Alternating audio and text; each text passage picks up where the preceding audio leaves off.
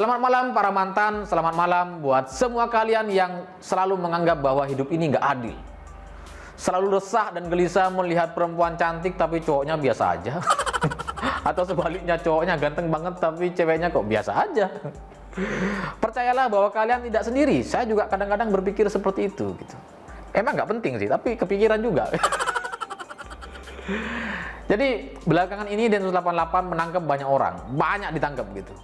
Dari sekian banyak orang yang ditangkap oleh Densus ini, ternyata mayoritasnya adalah anggota aktif FPI dan simpatisannya.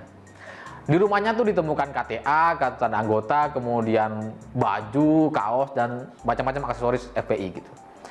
Dari kejadian ini saya jadi sadar bahwa FPI itu bukan sebatas organisasi hura-hura yang bisa disewa, yang bisa dibayar oleh politisi, yang bisa diajak untuk demo gitu. Bukan sebatas orang-orang yang pengangguran, bodoh yang bisa diajak untuk demo, dikasih nasi bungkus, dibayar 50.000 mau gitu. Bukan sebatas itu ternyata. FPI lebih buruk dari itu adalah orang-orang yang di dalamnya siap menyerang Indonesia, siap menyerang negara kita gitu.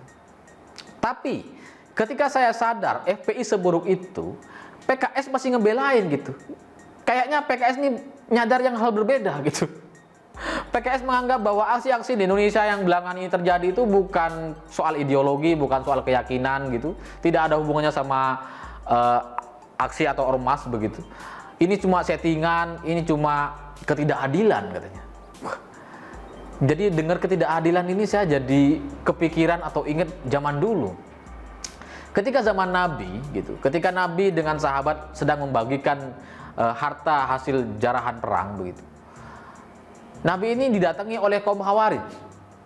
Kaum Khawarij bilang, "Hei Nabi, berlakulah adil." Nabi yang dengar kaum Khawarij bilang kayak gitu tuh tersinggung gitu. Lalu menjawab, "Ya kalau saya saja nggak adil, lalu siapa yang membuat adil?" katanya. Dan sahabat yang dengar Nabi komunikasi yang negatif ini kemudian minta izin ke Nabi gitu, izin untuk membunuh kaum Khawarij ini gitu, izin menebas. Ya kalau kayak sekarang izin nebas gitu. Cuma Nabi itu tidak membolehkan, tidak mengizinkan. Ya biarin aja lah, orang itu memang nggak gitu.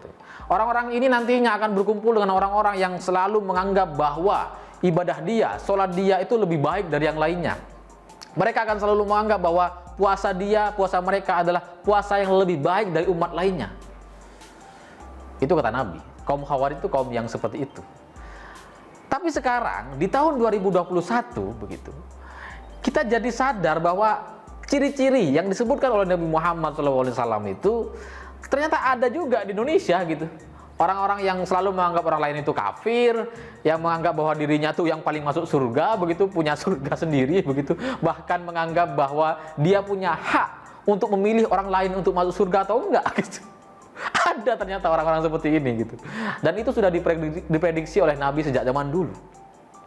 Maka saya jadi gak heran kalau kemudian Kiai Said Aqil mengatakan bahwa pintu masuk bagi orang-orang yang ingin melakukan onar atau aksi-aksi di Indonesia itu sebenarnya adalah ajaran Wahabi. Pintu masuknya gitu. Tapi Kiai Said cukup sampai di situ, cukup sampai di pintu masuknya gitu. Tidak melanjutkan. Padahal kalau mau dilanjutkan sebenarnya tuh jadi kayak gini. Pintu masuknya Wahabi, kalau mau lihat kaum Khawarijnya ya FPI. FPI. Kenapa? Itulah kenapa alasan FPI ditangkap oleh Densus 88. Ya karena kaum Khawarij ini gitu. Orang-orang radikal, orang-orang pemberontak, orang-orang yang selalu ingin merusak negaranya sendiri dan merasa benar sendiri. Karena merasa benar sendiri. Maka ketika PKS membela mati-matian orang-orang yang ditangkap oleh Densus 88 yang meminta agar investigasi ini dilakukan secara menyeluruh, secara adil, secara transparan, seolah-olah polisi sekarang tidak adil, tidak transparan begitu. Kemudian mereka minta juga agar kasus ini jangan melebar kemana-mana. Maksudnya kalau ada aksesoris FPI di kelompok yang ditangkap itu tidak disangkut pautkan begitu. Ini aneh bagi saya begitu. Karena bagaimana mungkin kita menginvestigasi tapi tidak mau melebar kemana-mana? Ya aneh lah. Itu sama kayak kita bilang aku cinta kamu tapi nggak mau nikahin gitu kan, kampret. Kampret lah. Dan saya jadi makin bertanya-tanya soal PKS, posisi PKS ini seperti apa? Karena sebelumnya gitu, jauh sebelumnya PKS ini juga getol banget mempermasalahkan soal polisi yang mengamankan kotak-kotak amal. Jadi di Indonesia, aksi-aksi onar di Indonesia atau kerusuhan di Indonesia itu sebenarnya dibiayai oleh kita sendiri gitu. Lewat mana? Lewat kotak amal. Kita yang berniat untuk beramal, untuk jariah begitu, ternyata digunakan untuk aksi-aksi merusak negara kita sendiri. Dan itu tersebar di seluruh supermarket di banyak penjuru di Indonesia. Itu kemudian ketahuan sindikat ini dan diamankan oleh polisi. Tapi PKS malah bilang bahwa kasus yang lain kan lebih banyak, kasus besar lain kan masih banyak gitu. Ngapain ngurusin kotak amal? Seolah-olah mereka nggak setuju dengan penangkapan orang-orang yang terindikasi sindikat kotak amal ini gitu. Padahal kotak amal ini berbahaya sekali untuk organisasi-organisasi terlarang begitu di Indonesia. Saya jadi teringat dengan pengalaman zaman dulu ketika tahun 2007, 2008, 2007. Waktu itu saya mengajar ditugaskan untuk mengajar di sebuah kota di Indonesia, dan saya baru tahu bahwa ketika sampai itu pesantren ini ternyata pesantren PKS gitu. Maksudnya bukan pesantren yang PKS, tapi mayoritasnya dari gurunya, dari orang-orangnya, dari banyak orang yang di situ tuh orang-orang PKS gitu. Yang sekolah murid-muridnya juga orang-orang PKS, mayoritasnya. Dan dari sana saya sepanjang tahun itu setiap Jumatan selalu dibuka dengan khutbah bahwa fi kulli bid'atin dolalan wa kullu dolalatin finnar. Semua bid'ah itu haram gitu. Bid'ah itu dolalah dan orang-orang dolalah itu di neraka.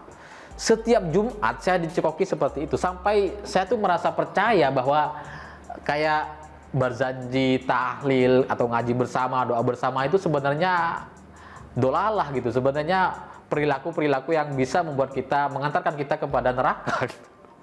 Karena sepanjang tahun saya dicekoki seperti itu.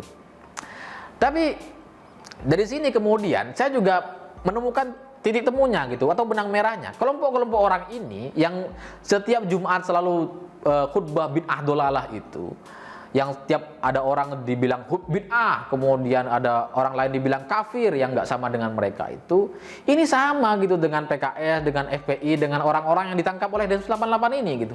Cuma beda nama aja gitu. Kalau ormas ya ormasnya FPI, kalau partainya PKS. Kalau Anda tanya orang-orang FPI pada saat pemilu, mereka pilih siapa? Kemungkinan besar PKS.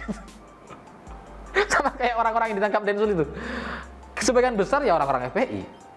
Jadi saya melihat ada kesamaan gitu antara sabda Nabi di zaman dulu dan zaman sekarang terkait kaum Khawarij dengan FPI dan PKS. Maka saya juga jadi teringat dengan Ijtima Ulama yang digelar oleh GNPF. GNPF ini nama baru lah, tapi ya sama aja sebenarnya, FPI juga, PKS juga begitu. Dan saya jadi sadar kenapa Ijtima Ulama 1 itu menghasilkan rekomendasi 2 orang sebagai calon presiden atau calon wakil presiden. Mereka adalah Salim Segaf Al-Jufri dan kemudian Ustadz Abdul Somad. Ustadz Abdul Somad ini ada 2 kemungkinan. Kemungkinan memang sudah dikondisikan dan ya sebagai influencer aja gitu untuk menyemarakkan rekomendasi Ijtima Ulama agar diterima oleh partai lain begitu ya. Atau kemungkinan kedua, ya Ustadz Somad cuma mereka udah tahu lah bahwa Ustadz Somad tuh nggak mau dijadikan capres atau cawapres, tapi tetap disebut juga begitu. Tapi tujuan utamanya sebenarnya adalah Salim Segaf Al-Jufri. Susah banget namanya.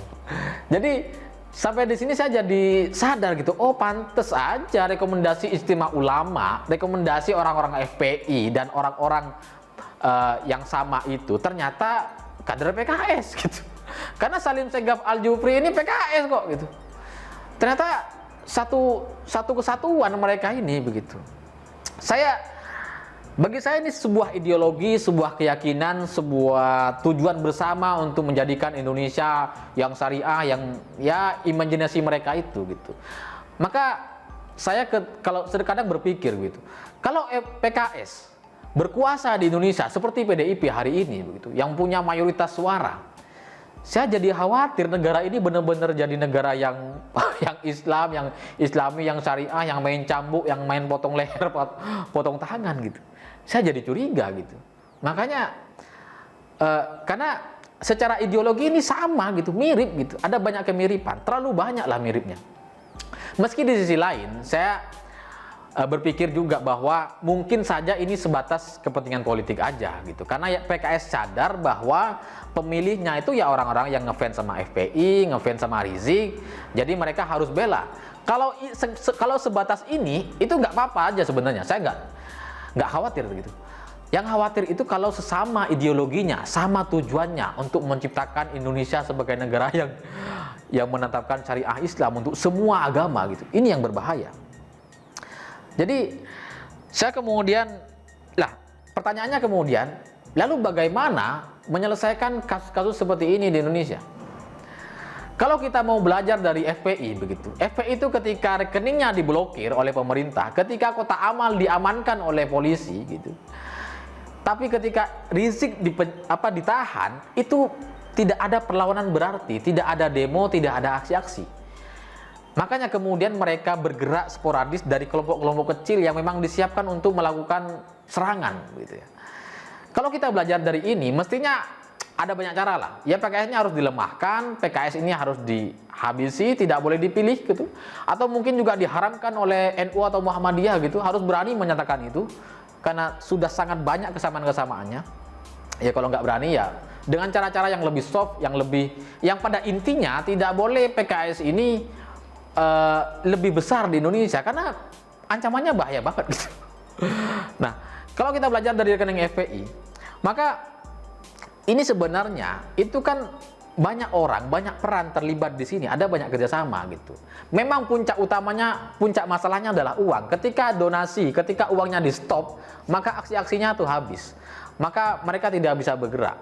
Itu juga bisa diterapkan kepada PKS. Tapi masalahnya ini kan ada banyak orang terlibat, ada banyak kerjasama. FPI dan PKS itu hanya soal nama saja begitu. FPI bergerak di lapangan sebagai ormas, partainya ya PKS. Sama ideologinya, banyak kesamaan di dalamnya. Nah, kalau kita mau memberantas dan mengatasi masalah ini agar tidak berlarut-larut, agar kita tidak terlalu sibuk dengan isu radikalisme, aksi intoleran di Indonesia begitu, ya kita harus habisi benar. Kalau HTI, FPI sudah dihabisi tapi pengajiannya masih jalan gitu, mestinya Menteri Agama kan merekomendasikan, membuat aturan bahwa semua orang yang terkait dengan HTI, FPI dilarang mengisi pengajian. Berani nggak Menteri Agama seperti itu? Saya agak kritik Menteri Agama yang ingin melakukan aksi ngaji doa untuk semua agama di setiap acara. Itu sebenarnya buang-buang waktu gitu. Karena apa? Karena kita itu udah biasa kok. Kalau ada acara yang dibaca ya surat Al-Quran, meskipun yang hadir ada Kristen, Buddha dan lain-lain. Kalaupun mau dibacakan semua agama, doa semua agama gitu, itu kan kayak buang waktu. Misalkan 97 orang Islam, kemudian satu orang Kristen, satu Buddha, satunya lagi umat Katolik dan lainnya gitu. Ya kan jadi kayak buang waktu, dan kita tuh udah biasa kok gitu, udah menerima itu. Kalau mau menyelesaikan kasus intoleransi di Indonesia dan radikalisme dan aksi-aksi yang ingin merusak negara ini, coba deh mulai dari memangkas uangnya gitu, memangkas pemasukan mereka dengan cara membuat kebijakan sebagai menteri. Karena ini kerjasama banyak orang, banyak pihak gitu. Kalaupun tidak ada bukti konkret bahwa PKS dan FPI ini sama, tapi secara ideologi, secara sudut pandang, secara pemahaman itu ternyata sama aja kok. Mereka adalah orang-orang yang selalu menganggap bahwa ini kepentingan agama, ini adalah orang-orang yang selalu mengabdi dirinya lebih baik dari yang lainnya, yang sholatnya lebih diterima. Ya orang-orang yang sama seperti kaum Khawarij yang dulu nanya ke Nabi itu gitu, yang menuntut Nabi untuk berlaku adil itu sama kok gitu. Sama. Maka solusinya menurut saya seperti itu. Pertanyaannya beranikah atau tidak? Jadi ini tidak cukup Densus 88, tapi juga ada peran Menteri Agama, Ormas Islam di Indonesia juga harus sepakat dengan ini gitu, agar tidak terjadi lagi GNPF-an yang aksi-aksi yang sebenarnya cuma ganti nama aja, ganti kulit gitu. Sebenarnya sama juga orang-orang FPI juga, orang-orang PKS juga yang datang itu sama aja gitu. Jadi marilah kita selesaikan kasus ini bersama-sama, dan peran kita ya menyebarkan video ini, menyebarkan narasi-narasi yang bisa membuka mata orang bahwa ini ada keterkaitannya gitu antara aksi-aksi yang ada di Indonesia yang menyerang negara kita, kemudian orang-orang yang ditangkap oleh Densus 88 dan orang-orang PKS yang sedang membela mati-matian, sangat getol membela orang-orang yang ditangkap oleh Densus 88. Saya pikir itu. Terima kasih sudah menonton. Begitulah kura-kura.